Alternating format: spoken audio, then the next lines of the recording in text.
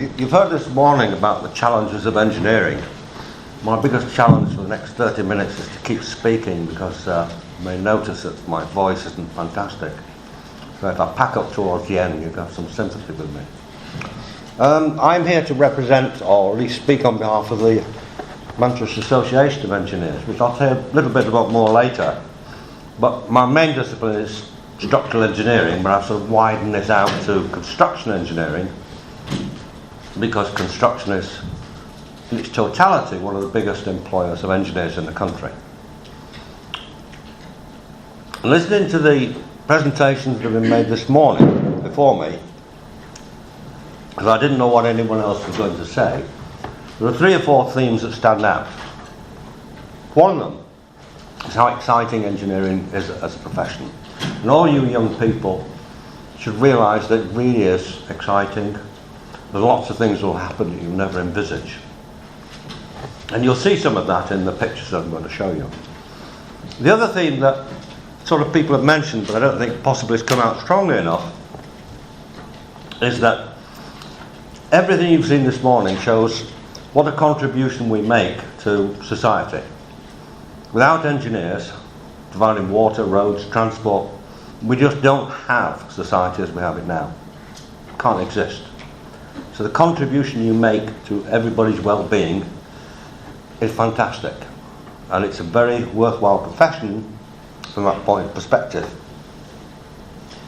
Another theme, which is one I intended to talk about, and you will see, is this complete interaction between lots of different disciplines. I'm a civil structural engineer, that's what I specialise in, but you do have to understand what your other professionals do, because every major project is an integration of lots of different disciplines. So as you're young and when you're coming up, it's important you understand what other people's problems are, what their challenges are, and how you're going to integrate them all together. Another theme that came out was one of change. And it is true, as the gentleman said this morning, that what you learn at university is one thing, and how you apply that, or college, or wherever you go to, will change in the future. And if you look at some of the slides I'm going to show you, I would never have anticipated when I was studying that I would work on some of the projects that you're going to see. It would have just been beyond my imagination. So I'm going to mention this. First of all, I'll talk about the Manchester Association at the end, but there are lots of different institutions, civil engineers, structural engineers, and lots of other things. And here's just a list of different disciplines that I've sort of worked with. And what you as young people have got to understand, or make some effort to learn about, are the vast number of different things you can do. I have never heard this morning of some of the people, some of the things they've talked about. But when you're starting out in a career, everyone goes to the careers they've heard about, but make some effort to learn what options there are available. Because there's lots of different options and lots of different opportunities. And those are just some of them, tied up with building as a whole, and I bet there's some that you haven't heard of there, or even thought of. None of you have probably thought about being a naval architect and design ships. And you can see the order of magnitude of our particular professions there. The Institution of Civil Engineering, and the lady here is going to talk about that later. There's a huge number of members throughout the world. And most of us, certainly in my career, I can't remember how many countries I've worked in throughout the world, but a huge number. So there's lots of opportunities to do lots of interesting things. And all the institutions that have talked today, and will talk to you, are there simply as a group of people who are interested in what they do, who serve to collate and disseminate and share information for collective advantage. So join an institution, doesn't matter what it is, take an active part in it, because you'll learn a great deal and it can be very beneficial to you. Let me move on to structural engineering now. This is a picture commissioned for the centenary of the Institution of Structural Engineers, 100 years. And Stephen Wiltshire, you may remember, is that dyslexic artist, you know, he sort of goes in a helicopter over Tokyo, looks at Tokyo and then just draws Tokyo. He's a very talented chap, but completely dyslexic. And those are some famous structures that have been built in this last century. And structural engineering is all about, it's a sub-discipline of civil engineering. It's all about making the frameworks, making the structure of these giant buildings stand up, and a specialisation in that. And I show you here one of the projects that I've worked on, just to show the interaction of different disciplines. So the cooling tower, the thermodynamics of that comes from the mechanical power people. We do the structure of the cooling tower. I bet none of you here know how thick a cooling tower is. Anyone like to hazard a guess? You're about right. It's 7 inches is traditional. It's the ratio of diameter thickness is less than an egg, and it gets its strength by a shell-shaped structure. So there's a specialisation in chimneys. I used to run a chimney section, civil. The buildings to house the plant. The architect decides what it looks like. We make it stand up. The roads and the transport system are part of civil engineering, and the turbo generators, the electrical things are all part of the power station, and that's the other engineering disciplines that work on it. And I put the last part down to show that nowadays we work entirely across the globe.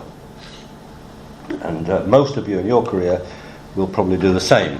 And that's a typical structural engineering job. It's a steel frame building. I think there's some somewhere in London. And within the discipline of structural engineering, there are sub-specialities as well. There are people who only do steelwork. There are people who only do reinforced concrete. And believe me, there's huge amounts to know about reinforced concrete. Quantity surveying is the man who deals with the money. How much is it all going to cost? And the building services engineer, we have a building services engineer somewhere, he's the man who does the lights, the air conditioning, all this sorts of thing. And there's a special discipline in building services engineers, and traditionally there's been a shortage of it. And the project manager is the man who claims, or attempts to claim, to pull all this together to make sure it ends up in the right place at the right time. Most of us have aversion to concrete project managers. And this is another giant project. This happens to be Sellafield, one of the big projects I've worked on. And if you just look at that picture and think for a moment about the human difficulties of coordinating all the activities that have got to go into that. If you've ever done a DIY project at home, you'll know it's bad enough. Just think how difficult it is to organise the design, organise the concrete, organise the procurement, get everybody in at the right time, make sure the cranes are there, all that sort of thing. And that project management as a whole is also something you can study, something to learn about. And you notice in the press that it's frequently the case that projects overrun on cost and budget, and it's a horrendously difficult problem to cope with. But that's something engineers do. This is a picture from the ICE standard brochure, and what civil engineers do, or one aspect of what they might do, is tunnelling. There are people who spend their entire lives on tunnelling projects. Right now, the biggest single civil engineering project in England is the cross-tunnel rail in London. I don't know how many billions it is, but it's a lot more than the Manchester metro system. So tunnelling as a specialisation is something that civil engineers do, and another opportunity should you like to think about it.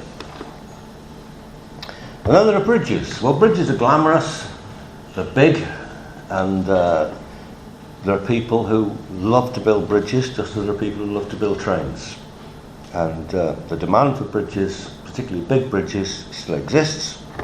If you look at Ship Canal, round by the Trafford Centre, there's going to be a very big elevated bridge built there. The towers are just going up. You'll have seen the difficulties at Christmas when there were problems on the Forth Road Bridge, and that shows the need for a second crossing, which is also being built. And these are very huge projects, and very complicated projects. To build the bridges with enormous spans takes a great deal of technology and a great deal of engineering knowledge. It's another project I've worked on. Many of you will of course recognise it. It's Wembley Stadium. That's the biggest arch over a building in the world. And we can say, let's say, it was a challenging job. There were a lot of difficulties with it, but the steelwork is enormously complicated. On the far side is one of the biggest moving roofs in the world. So that's a mechanical control system interface on top of a structure. And I worked on that during the construction phase to help the fabricators and the steel erectors and the overall design of it. This is another project I've worked on. This is a nuclear project. It is the storage ponds at Sellafield. And underneath that water there is spent nuclear fuel. And the challenges in terms of safety, of making a project like that safe, and you've heard the word safety a number of times this morning, are formidable. When the disaster occurred at Fukushima, it was ponds like this that cracked and the water leaked out and the fuel overheated, and that led to a number of the problems. I guarantee you that's not going to happen with these. That happens to be the biggest stainless steel roof in the world over the top, and as an example of change, when they asked me to design that stainless steel roof, no one had ever designed anything in stainless steel that big. Nobody knew how to do it. There weren't any design rules, and we had to evolve how it was going to be done. So there are huge numbers of challenges in our profession, innovating things that haven't been done before, and producing the structures and the infrastructure that's essential for our society to work. And that's what we all do in our different ways. It's another project I've worked on. This is the docks at Davenport, and that's obviously a submarine. And we worked on renovating the docks in order to refit nuclear submarines. And another enormous project. The people who design the submarines are naval architects, mechanical, electrical, control engineers, weapons people. And the people who do the docks are the civil structural people. One of the specialities I do is theme parks. Now, you wouldn't have thought when I was at university people would say I designed fairground rides of various sorts. Well, this is a fairground ride. It's a success. It's the London Eye. It's in Beijing. It hasn't actually been finished because they ran out of money again. And it's 208 metres high.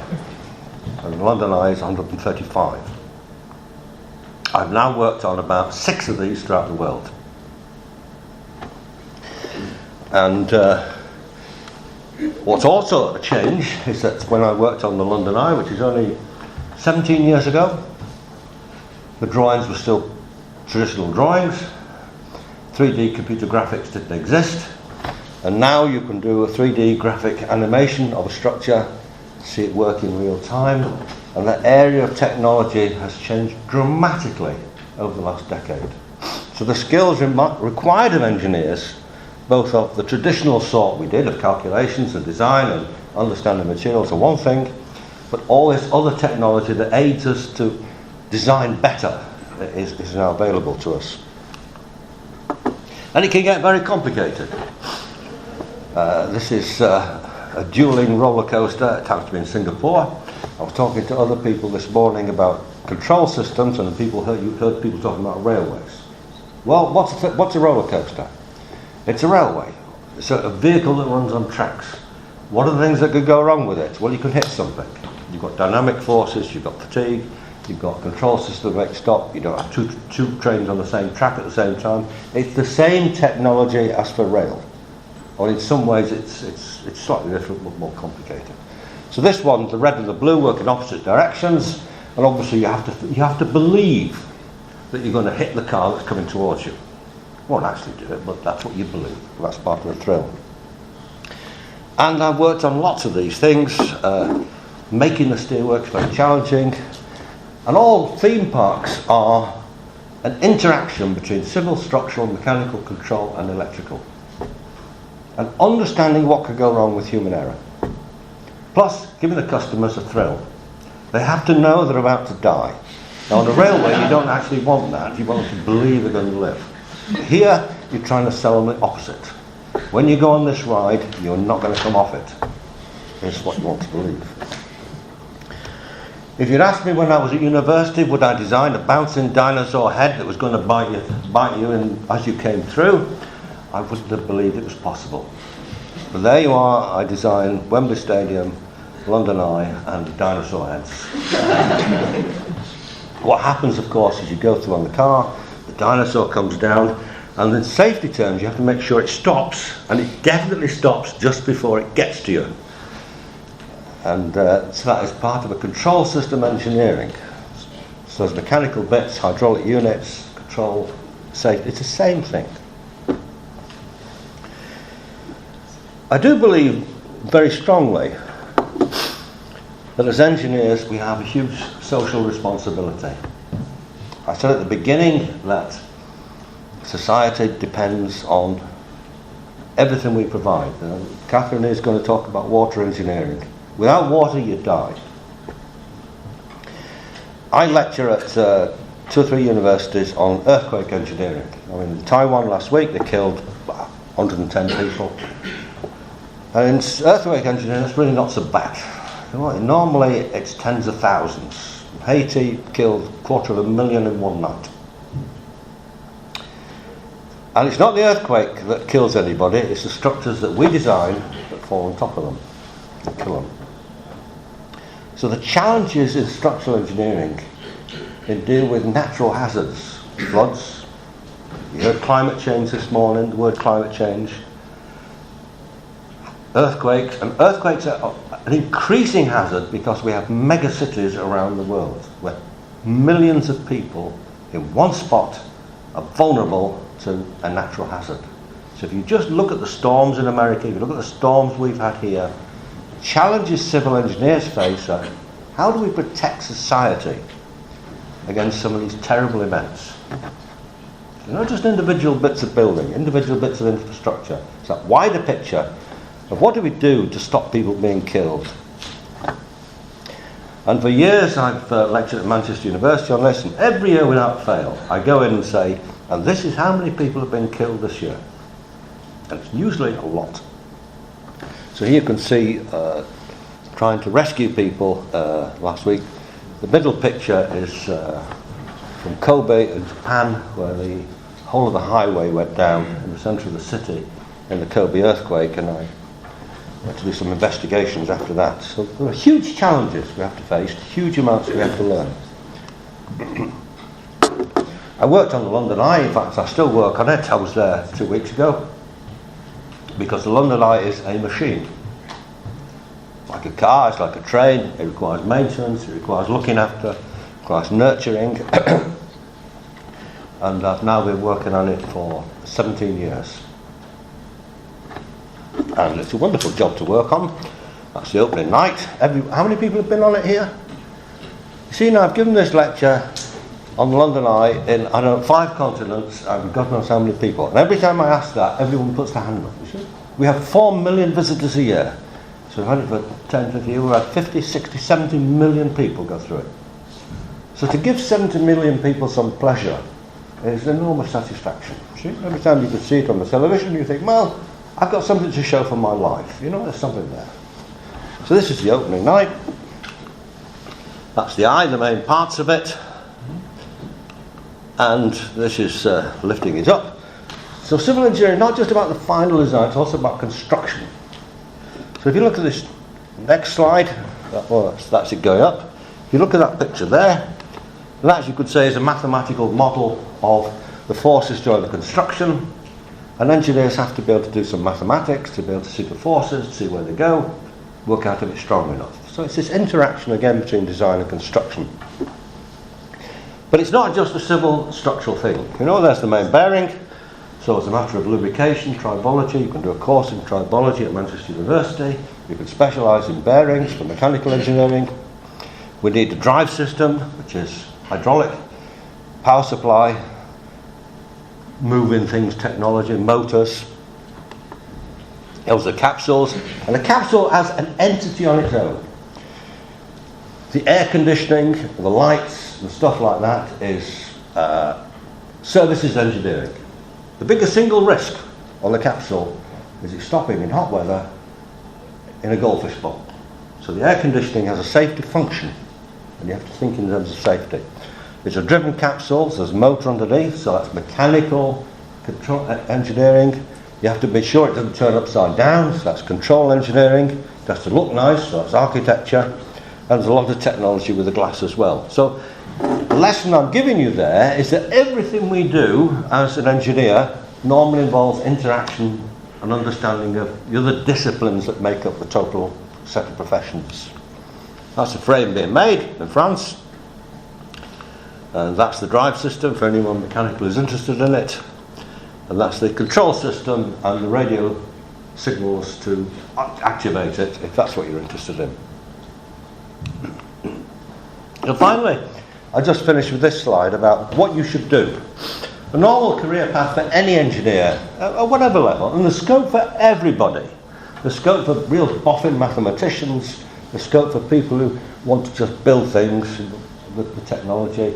There are challenges everywhere. You don't have to be, everything. But normally you do, for professional engineers, it's normally A-levels, so you must choose your A-levels appropriately.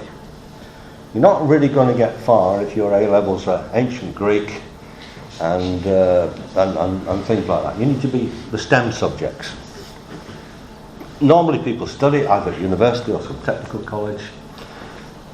Then all the professional institutions are there. There's different types of professional institutions. The institutions of structural engineers, mechanical engineers and civil engineers are there to provide a structured way of learning to give you a professional status. So they normally require you to have a structured training and take an exam of some sort to prove you're competent. And then you can call yourself a chartered engineer. But it really doesn't stop there. You should have noticed this morning two things. The challenges of engineering are formidable and the thrill of engineering is enormous, and you never stop learning. And you have an obligation never to stop learning. That's what makes it interesting. But it also makes you sure you're professional about it. So you are expected to belong to an institution like the ones people here today, to take part in those activities and to continue your career development through them.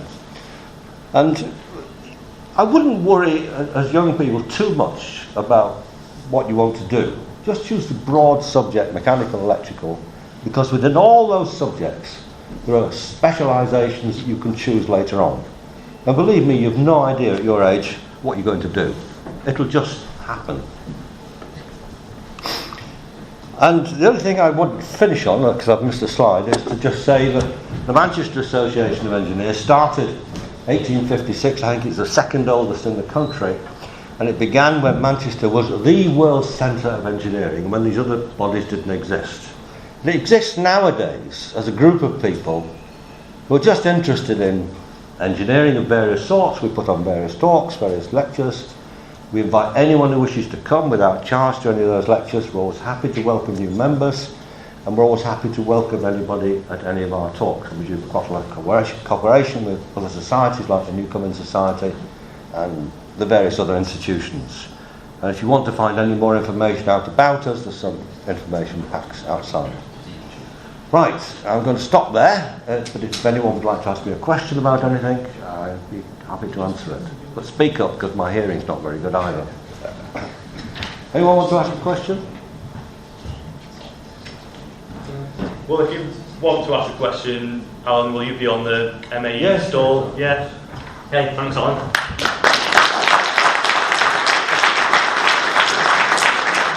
I was going to ask you how you handle the stress concentrations on a thrill line. Because there must be appalling as that people sway on the top of the gantries and so on. The dominant design factor in any theme park is fatigue. So if you think about this on a bridge or a railway, just as simple as this. And on a big bridge, like a railway bridge, the weight of the bridge is huge and the railway is not so big, or a car. So the ratio of the live load to the dead on a bridge is not, mostly it's the self load of the bridge. On a roller coaster, it's the opposite way around. You've got a light track and a car which has got multiple wheels, and it comes around every 2 minutes.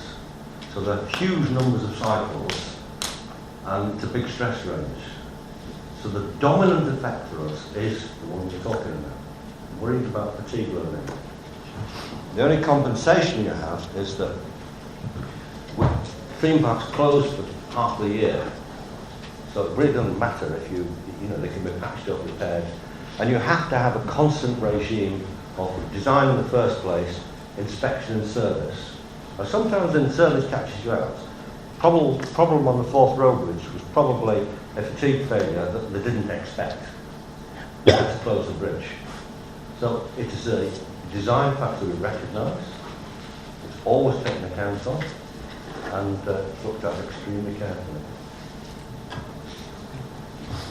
Okay, thank you. So engineering to make you believe you're going to die, but in a socially responsible way. And you pay for it. Yeah, just a word on the Manchester Association of Engineers. I'm not aware of any other UK city that's got its own specific engineering institution, well, not of that age anyway. So there's a fact for you.